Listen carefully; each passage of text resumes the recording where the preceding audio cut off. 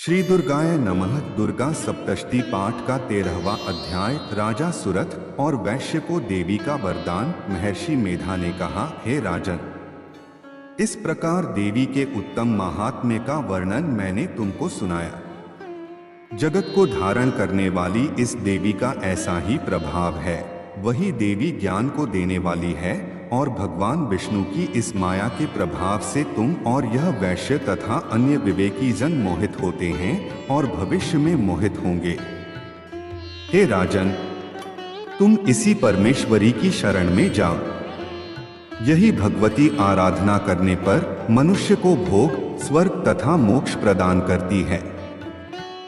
मार्कंडेय जी ने कहा, महर्षि मेधा की यह बात सुनकर राजा सुरथ ने उन उग्र व्रत वाले ऋषि को प्रणाम किया और राज्य के छिन जाने के कारण उसके मन में अत्यंत ग्लानि हुई और वह राजा तथा वैश्य तपस्या के लिए वन को चले गए और नदी के तट पर आसन लगाकर भगवती के दर्शनों के लिए तपस्या करने लगे। दोनों ने नदी के तट पर देवी की मूर्ति बनाई और पुष्प, धूप, दीप तथा हवन द्वारा उसका पूजन करने लगे। पहले उन्होंने आहार को कम कर दिया, फिर बिल्कुल निराहार रहकर भगवती में मन लगाकर एकाग्रता पूर्वक उसकी आराधना करने लगे।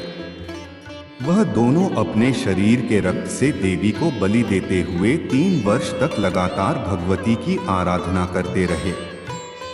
3 वर्ष के पश्चात जगत का पालन करने वाली चंडिका ने उनको प्रत्यक्ष दर्शन देकर कहा, देवी बोली, हे राजन तथा अपने कुल को प्रसन्न करने वाले वैश्य, तुम जिस वर की इच्छा रखते हो वह मुझसे मांगो, वह वर मैं तुमको दूंगी, क्योंकि मैं तुम पर अत्यंत प्रसन्न हूँ।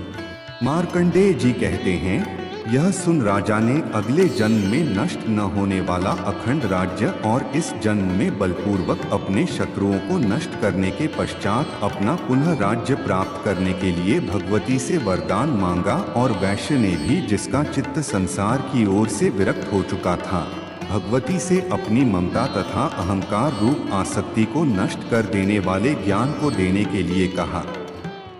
देवी ने कहा, हे राजन, तुम शीघ्र ही अपने शत्रुओं को मारकर पुनः अपना राज्य प्राप्त कर लोगे। तुम्हारा राज्य स्थिर रहने वाला होगा। फिर मृत्यु के पश्चात आप सूर्यदेव के अंश से जन्म लेकर सावर्णिक मनु के नाम से इस पृथ्वी पर ख्याति को प्राप्त होंगे। हे वैश्य, कुल में श्रेष्ठ, आपने जो मुझसे वर मांगा है वह आपको देती हूँ। आपको मोक्ष को देने वाले ज्ञान की प्राप्ति होगी।